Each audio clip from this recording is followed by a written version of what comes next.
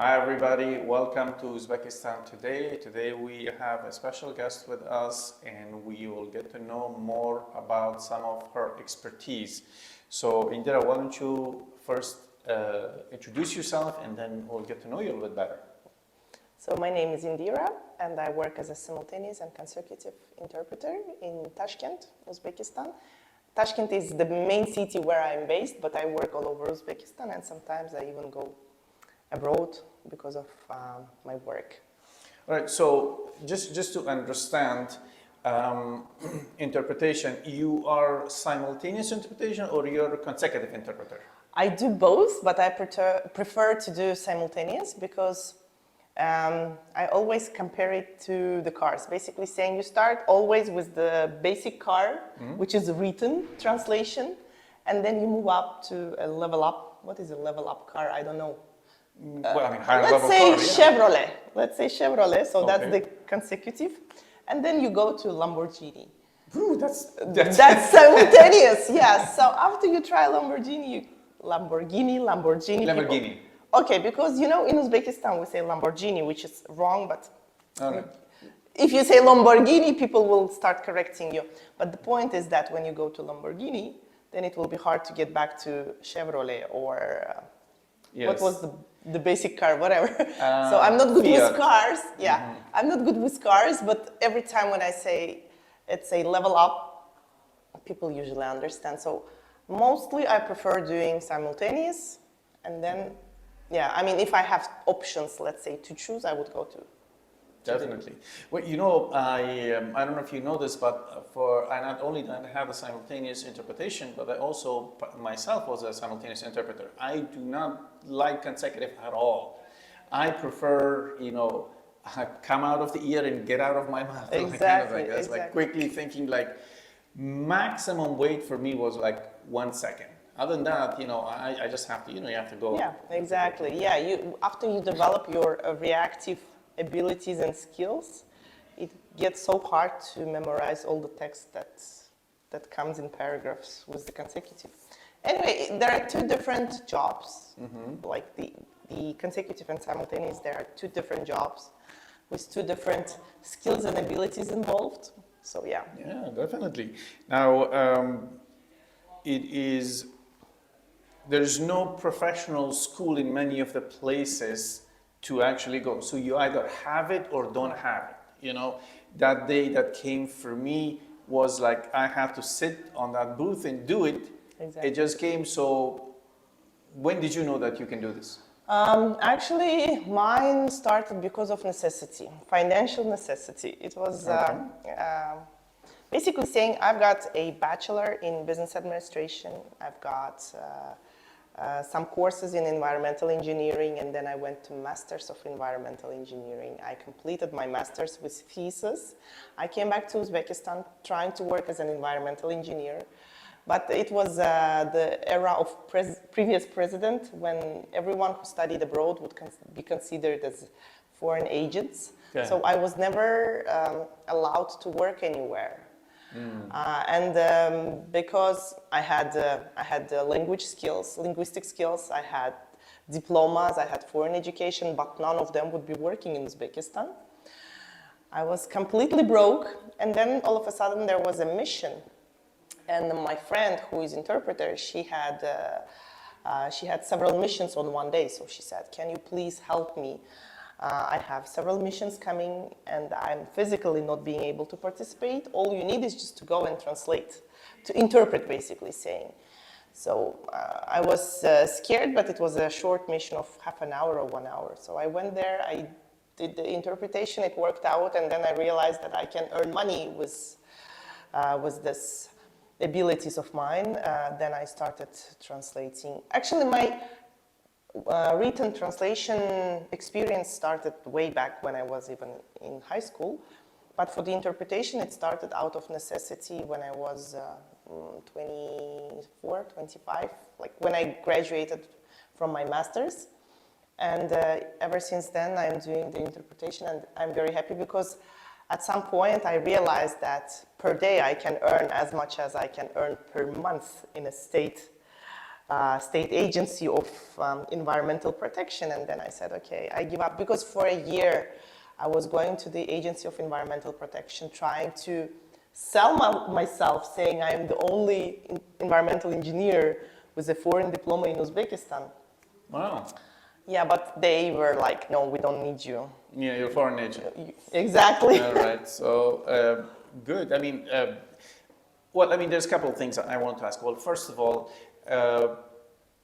interpretation means you say something and I interpret. Translation means Written. what was written. Yeah, So that's something that a lot of people don't get. So, Oh. you know, let's just, you know, Yeah. to clear that up. Second, so where did you study? You mean the school or? Yeah, school, Actually, I'm from Urgench city, Khwarezm region of Uzbekistan, which is 1,000 kilometers away from Tashkent. It's a northwest of Uzbekistan, one of the remote areas of Uzbekistan. So I studied my high school, my middle school, my primary school over there. And then when I was a 10th grader, I went to US on a Flex Exchange program, which is Future Leaders Exchange program, which is supported by US Department of State. I studied one academic year in US school in Topeka, Kansas. So I'm a... Wow. I've been there. Yeah, you know, most of Americans haven't been there. Yeah. And every time when I say I studied in Kansas, they're like, oh, there are cowboys and stuff. Yeah, there are some cowboys, but there are some schools as well. I mean, I loved my experience. I lived in a wonderful family. And then I came back to Uzbekistan. I graduated from my high school in Uzbekistan. That was a requirement. Like, you could not graduate from US school. You had to come back to Uzbekistan and graduate from Uzbek school. Then I did my bachelor in business administration in an American university, and then I did my master's in Cypriot University. In Cyprus? Yeah. Okay. American University where for bachelor? It was in Uzbekistan, but it was a branch of an American university in Uzbekistan, Okay. which was also... Was? It's no longer here? No, Okay. it was closed, unfortunately. There After were- you? Exactly. I was one of the last alumni. All right, that's cool.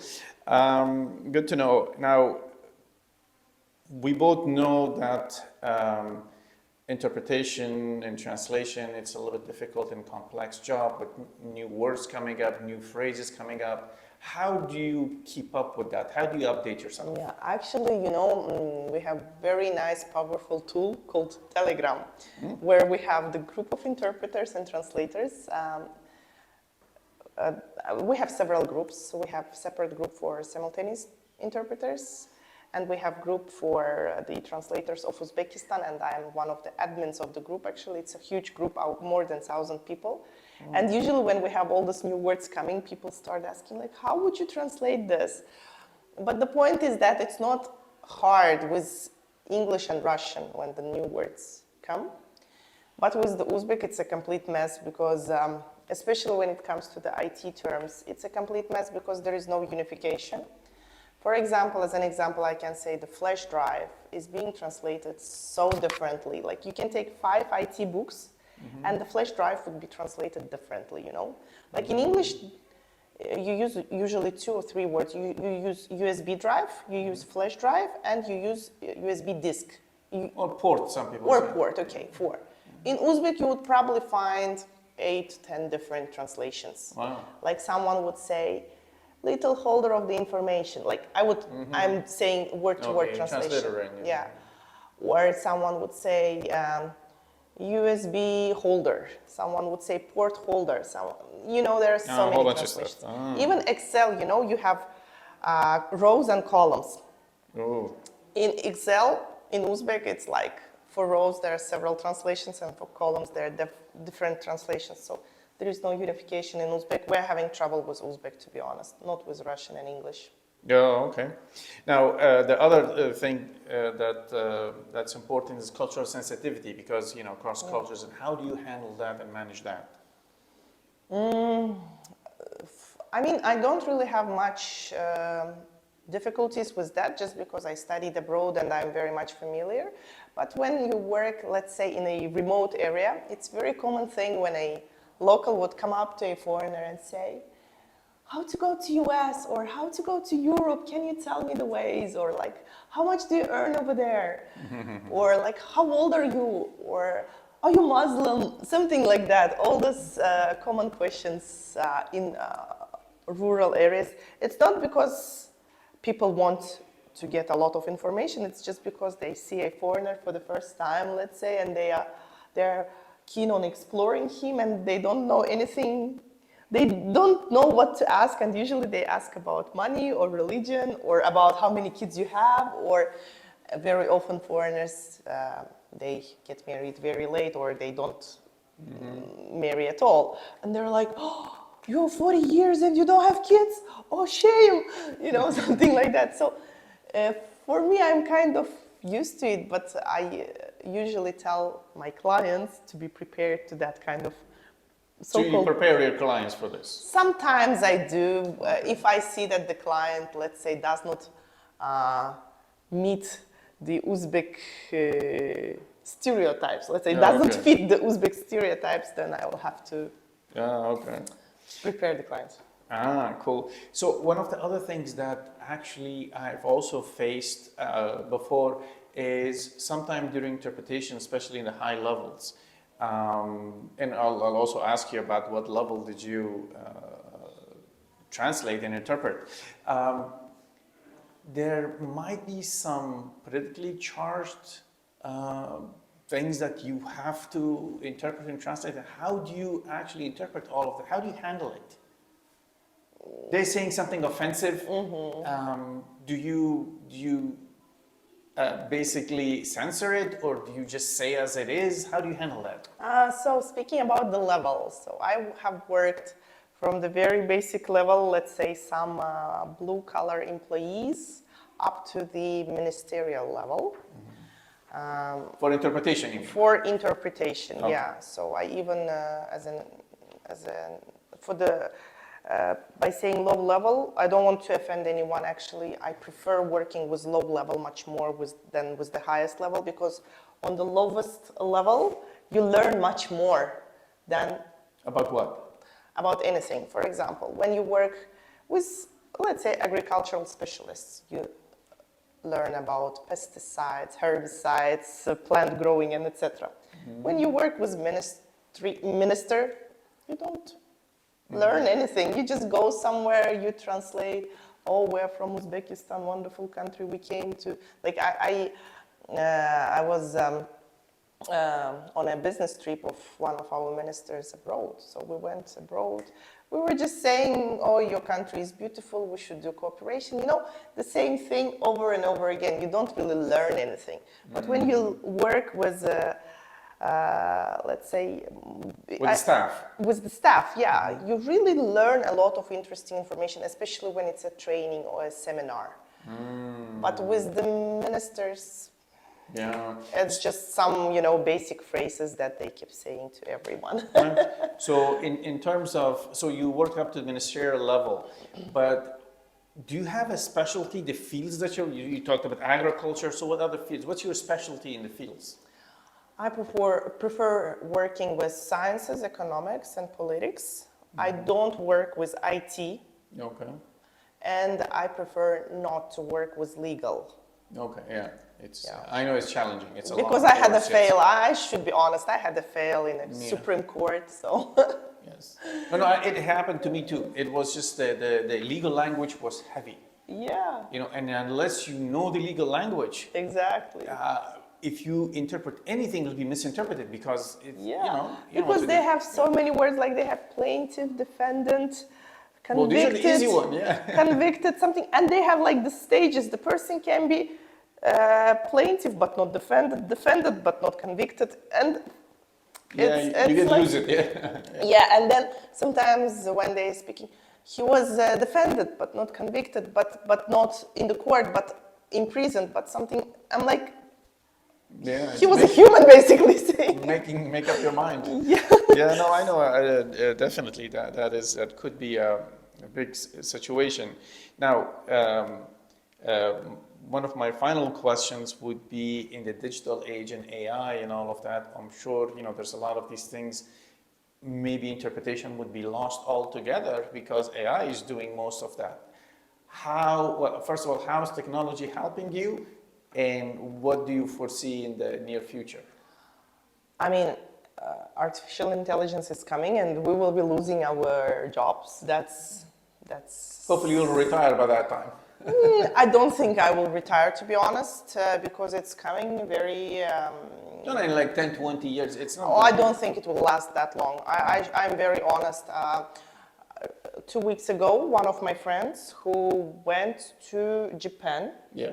he said that because there was a delegation from Uzbekistan and they didn't have, in Japan, they didn't have Uzbek interpreters, they used artificial intelligence. And it was translating so well. Of course, you could understand that it's not a human, it's a machine, but still, the listeners could get the point of the speaker.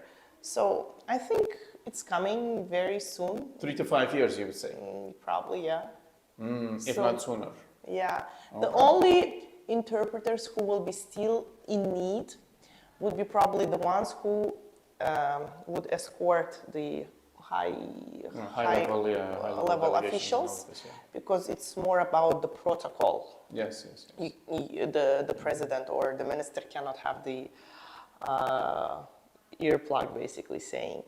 So probably the ones working with the officials will be still working, and maybe artistic, like art related jobs will be still available, because when you translate, let's say, poems or you probably need a human over there. I don't think that machine would be able to do it. Even for a human to just to translate a poem that you don't know, it's like just to get, I mean, the languages that I know, that both of them that I lived with them for half or full my life, poetry is not easy to translate. Exactly.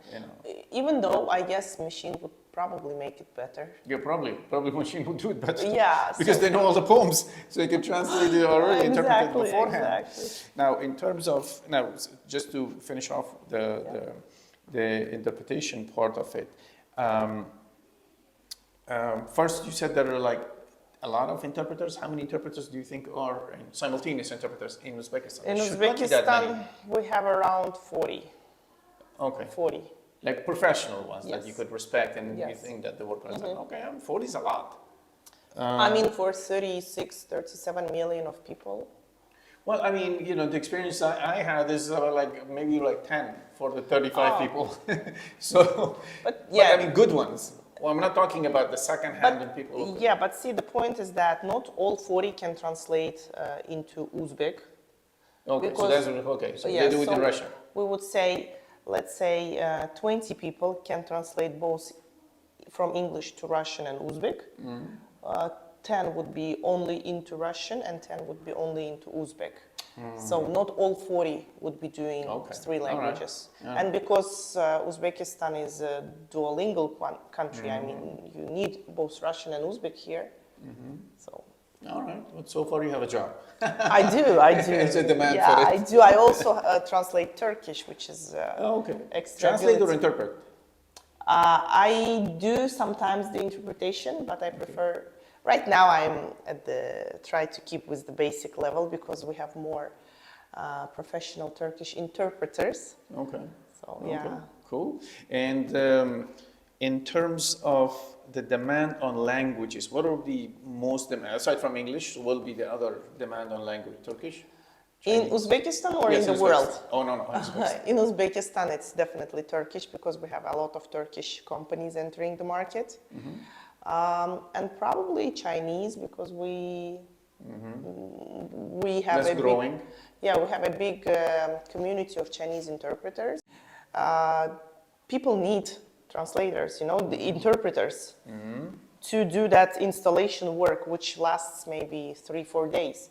So very often I get a phone call saying, please find someone because we've got these Chinese people who speak no English, who speak no Uzbek, and we need to install this equipment, and equipment would cost thousands of dollars, 100,000 sometimes. And So people know you basically. Yeah. Okay. Do you have a company? I am sole proprietor. Okay. Yeah. All right. Cool. And on average, Yeah. what is the rate for our audience? What's the rate? I mean, I know because I've hired some, but Yeah. you know, what's the going rate per day? Yeah, so basically saying for full day I charge $300, for half day I charge $200, and for 1 hour I charge $100. From the foreigners, if it's a local client, it's pretty much the same amount, but in local currency, because I prefer working officially by bank transfers. Okay. So I have a fixed quotation, and I just send the quotation to my clients. So there's no bargaining if anybody wants to hire you. There is bargaining in case if the work would be long term. All right. Not one day, but like, let's say 5 days in a row. Okay. Or let's say it's a constant work and the client says, I don't want anyone else, I want a person who knows the topic. I want you to learn it and work for me, let's say for a year, like let's say. Oh, a year. Yeah, but it's not everyday work, it's like maybe 2 times per month. But because you know the topic, you will be guaranteed to have work, constant work, but at the same time you should guarantee the lowest rate. Okay. So at that case, of course, I can bargain. All right. All right. Now, if somebody comes with a demand, like you said, they're saying, look, I need like 5 people or 6 people, you can handle it. Definitely. Okay. So you can have a team. Yeah, of course. Actually, I am famous for having a turnkey solutions Okay. when we have big governmental events such as forums, conferences, and etc. And when they need, let's say, 12, 15 interpreters of different languages, I make the teams, I do the organization, I do the quality control, and etc. My biggest event had 21 interpreters per Wow. day. So I had to collect all of them. I had to bring them to Samarkand. I had to organize the shuttle, the hotel, Wow. everything, and Well, send that's them good. back. Yeah. That's good. That's professional work because not anybody, management's not something that anybody can do. I mean, I as an interpreter had a hard time joining all them together, piling them up.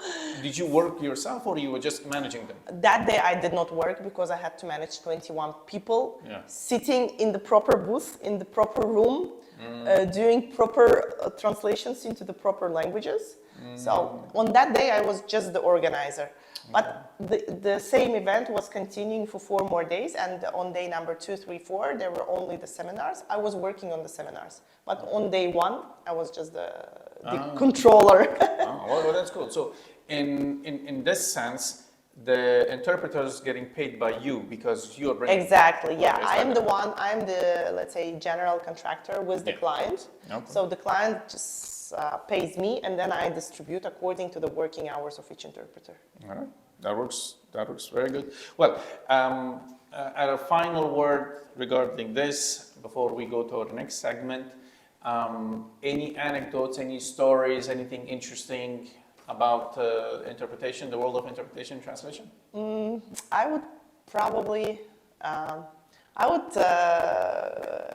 speak about something that usually happens in my life. Maybe it's not really an anecdote, but this is how I Funny usually, story. yeah, I explain my work, my freelance job to people.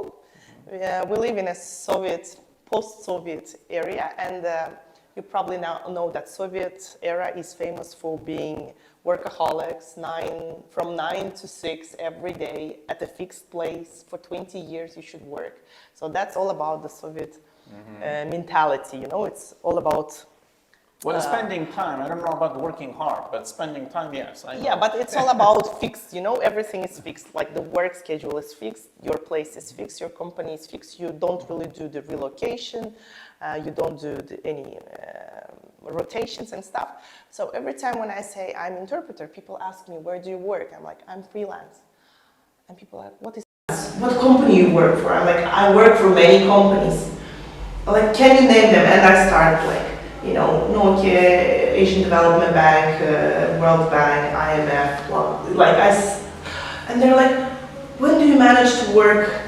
It's impossible. And for Soviet people, it's hard to understand what is freelance.